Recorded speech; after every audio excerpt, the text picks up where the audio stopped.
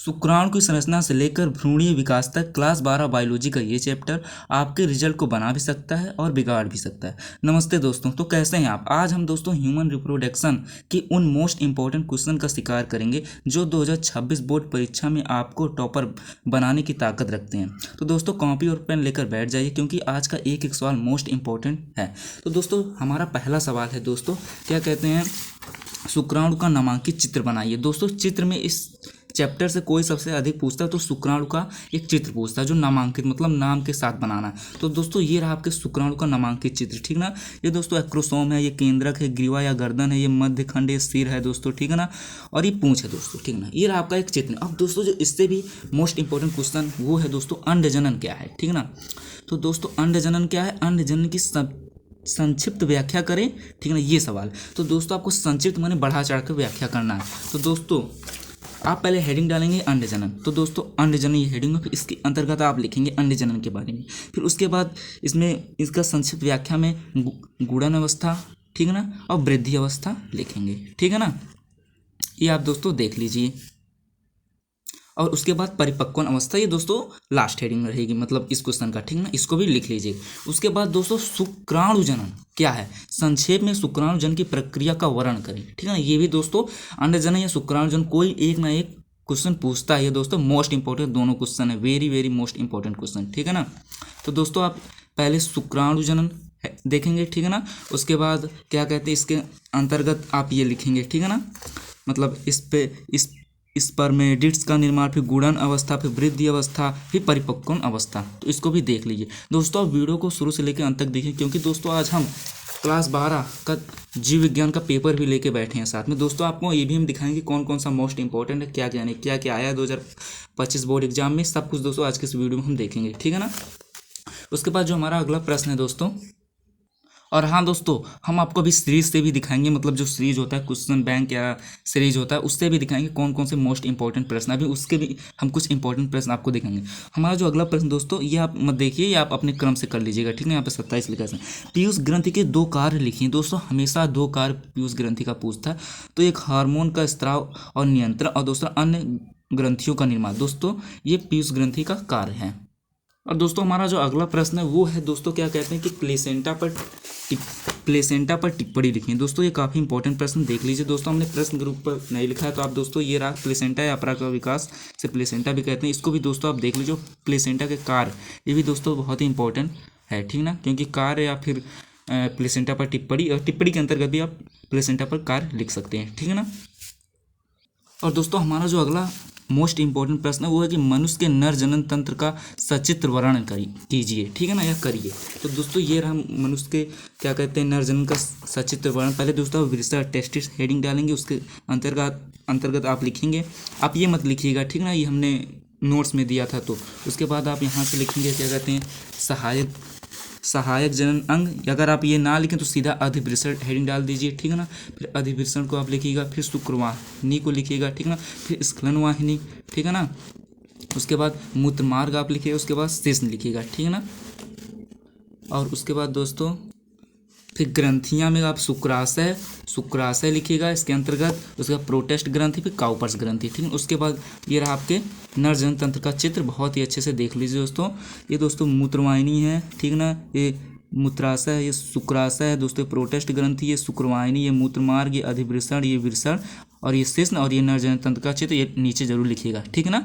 ये रहा दोस्तों, बहुत ही अच्छे से हमने बनाया है, और कुछ बस ऐसे ही बनाइए, कुछ इसमें अलग मत कीजिएगा दोस्तों, ठीक है ना। और दोस्तों जो हमारा अगला प्रश्न है वो मनुष्य के मादा जनन तंत्र का था। ये दोस्तों उधर नर का था, ये वाला जो हमने अभी आपको दिखाया, ठीक है ना, ये नर का था, ठीक है ना, देख लीजिए। अब इधर जो आपको मिलेगा वो मादा का है, ठीक है ना, का वर्णन कीजिए, देख लीजिए, बहुत ही इंपॉर्टेंट प्रश्न है। तो आप पहले डालिएगा क्या कहते हैं अंडा, या दोस्तों आप प्राथमिक जनन अंग मत डालिएगा, सीधे अंडाशय डाल दीजिएगा हेडिंग, ठीक है ना। अंडाशय स्त्री की प्राथमिक जनन लास्ट में लिखा भी है सीधा, या तो आप ये वाली हेडिंग अंडाशय डाल दीजिए, या तो प्राथमिक जनन जो भी आपको अच्छा लगे। उसके बाद आप ये पहले लिखिएगा अंडाशय के अंतर्गत इतना, फिर सहायक जनन अंग हेडिंग डालेगा उसके अंतर्गत, फिर अंडवाहिनी, ठीक है ना, अंडवाहिनी को फैलोपियन नलिका भी कहते हैं, ये दोस्तों मत लिखिएगा आप, ठीक है ना, जो हमने स्टार में बनाया है, या तो इसी के अंतर्गत लिख दीजिएगा। उसके बाद गर्भाशय, ठीक है ना दोस्तों, गर्भाशय के बाद योनि, उसके बाद बाह्य जनांग, फिर सहायक ग्रंथियाँ, फिर स्तन ग्रंथियाँ, उसके बाद बार्थोलिन ग्रंथियाँ, उसके बाद ये रहा आपके स्त्री जन तंत्र का चित्र दोस्तों। ये दोस्तों गर्भाशय कोश से दोस्तों, ये अंडवाहिनी है दोस्तों, झालर है जिसे कहते हैं, ये दोस्तों अंडाशय, ये दोस्तों गर्भाशय है, और ये दोस्तों गर्भाशय ग्रीवा है दोस्तों, ग्रीवा नाल है ये। फिर दोस्तों ये योनि है दोस्तों, ये अंतः गर्भाशय कला है दोस्तों ये। फिर ये गर्भाशय पेशी स्तर है। फिर ये परिगर्भाशय है ये, ठीक ना। और नीचे जरूर लिखिएगा स्त्री जनतंत्र का चित्र। दोस्तों देख लीजिए, कुछ ज़्यादा हमने इसमें आप ज़्यादा मतलब चाहे ये वाला चित्र, चाहे नर जनन का, चाहे स्पर्म का, ये चित्र पूछता है, ठीक है ना। और दोस्तों इस चैप्टर से अगर कोई अंतर पूछेगा तो यही पूछेगा, शुक्र जनन तथा अंड जनन में अंतर लिखिए, ठीक है ना। ये दोस्तों रहा शुक्र जनन, 6 अंतर हैं, और ये अंड जनन, इन दोनों को ऐसे ही आप लिखिएगा, शुक्र जनन और अंड जनन में अंतर। हमने दोस्तों आपको ये करा ही लिया, देख लीजिए कितना इंपॉर्टेंट है, ठीक ना। और चाहे अगर आप यहाँ से भी पढ़ना चाहते हो पढ़ लीजिए, पर यहाँ से थोड़ा आपको समझ में नहीं आएगा, ठीक ना। हम आपको यहाँ से भी दिखा दे रहे हैं, ठीक है ना, ये देख लीजिए। और दोस्तों ये पीयूष ग्रंथि के 2 कार्य, ये भी देख लीजिए, 2024 में पूछा है। और ये प्लेसेंटा पर टिप्पणी दोस्तों, यहाँ भी है दोस्तों, ठीक है ना। और क्या कहते हैं, ये शुक्राणुजनन क्या है, संक्षेप में शुक्राणुजनन की प्रक्रिया का वर्णन कीजिए दोस्तों, ये भी हमने आपको बता ही दिया है, ठीक है ना। और उसके बाद दोस्तों जो हमारा अगला अभी बचा है वो दोस्तों शुक्र जनन नलिका की संरचना का वर्णन कीजिए दोस्तों। 2022 और 2024 में पूछा है दोस्तों, आप लोग इसको यहीं से पढ़ लीजिए, बहुत ही सिंपल भाषा में यहाँ भी लिखा है, ठीक है ना। ये दोस्तों शुक्र जनन और शुक्र जनक नलिका की संरचना का वर्णन है, ठीक है ना। दोस्तों देख लीजिए इसको भी।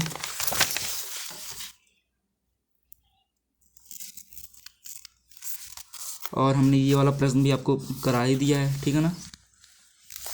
और क्या कहते हैं, ये भी हमने आपको बता दिया है।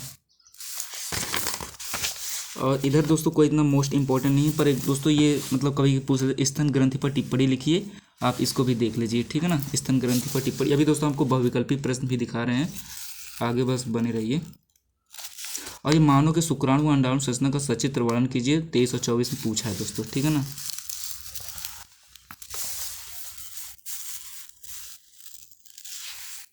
और मासिक चक्र परिभाषित, ये सब इतना इंपॉर्टेंट नहीं है दोस्तों, पर आप देख लीजिए अगर आपको लगे कि ये भी इंपॉर्टेंट है, पर हम बता रहे हैं सब इतना इंपॉर्टेंट नहीं है। अब दोस्तों जो क्या करते हैं, कुछ बहुविकल्पी प्रश्न और कुछ 1-2 नंबर के प्रश्न, ठीक है ना। अब बहुविकल्पी प्रश्न तो दोस्तों आप यहीं से पढ़ लीजिए, ठीक है ना। देख बहुविकल्पी प्रश्न है दोस्तों, इसके उत्तर भी यहीं पर आपको मिल जाएंगे, ठीक है ना। और कब पूछा ये भी देख लीजिए। और दोस्तों ये स्पर्म का मतलब शुक्राणु आरेख, शुक्राणु का आरेख इधर भी देख लीजिए कब पूछा है, ठीक है ना। शुक्राणु का आरेख, ठीक है ना। इधर इंग्लिश में लिखा, हम हिंदी में आपको लिख के दिए, ठीक है ना। उसके बाद दोस्तों ये कुछ मतलब इधर भी चित्र हैं, पुरुष जनन तंत्र का एक नामांकित जो हमने भी बताया है, बस इसको ऐसे बनाया वैसे। और एक क्या कहते हैं मानव स्त्री जनन का, ये इधर रहा, ठीक है ना। और ये भी अंडाशय के अनुप्रस्थ काट का, ठीक है ना। उसके बाद जो हमारा दोस्तों अगला मोस्ट इंपॉर्टेंट प्रश्न है वो दोस्तों ये है कि अग्र पीयूष ग्रंथि द्वारा स्रावित गोनेडोट्रोपिन हार्मोन का नाम लिखिए। तो ये रहा। फिर शुक्राणु को पोषण प्रदान करने वाली कोशिकाओं का नाम लिखिए। फिर मानव में गुणसूत्रों की संख्या कितनी होती है, और दोस्तों एक 13वां एक 14वां, ये इन 2 प्रश्नों को। और फिर क्या कहते हैं, फिर कॉपर्स लुटियम से किस हार्मोन का स्राव होता है, तो प्रोजेस्टेरोन से, ठीक ना। फिर नर जन्म कोशिकाएं किस प्रकार के विभाजन के पश्चात शुक्राणुओं का निर्माण करती है। दोस्तों ये हमने नहीं लिखा, ये एक्सपर्ट हैंडराइटिंग सॉल्यूशन है, ठीक है ना। नर जन्म कोशिका अर्धसूत्री विभाजन के पश्चात शुक्राणुओं का निर्माण करती हैं, ठीक है ना दोस्तों। और क्या कहते हैं, इस चैप्टर से और कोई प्रश्न आपको बचेगा नहीं। अब दोस्तों हम आपको पेपर भी दिखा दे रहे हैं। ये रहा दोस्तों पिछले साल का 2025 का पेपर, ठीक है ना। और इधर सामान्य निर्देश हैं, और ये रहा दोस्तों पेपर, आप पेपर को देख लीजिए, ठीक है ना।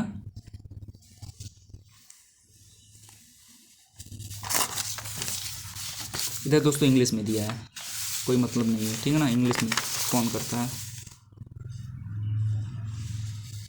और दोस्तों अब अगले चैप्टर का आपको मोस्ट इंपॉर्टेंट क्वेश्चन चाहिए तो कमेंट कीजिए, और चैनल पे नए तो चैनल को सब्सक्राइब कर दीजिए और वीडियो को लाइक कर दीजिए, ठीक है ना। ये पेपर भी आप पूरा देख लीजिए।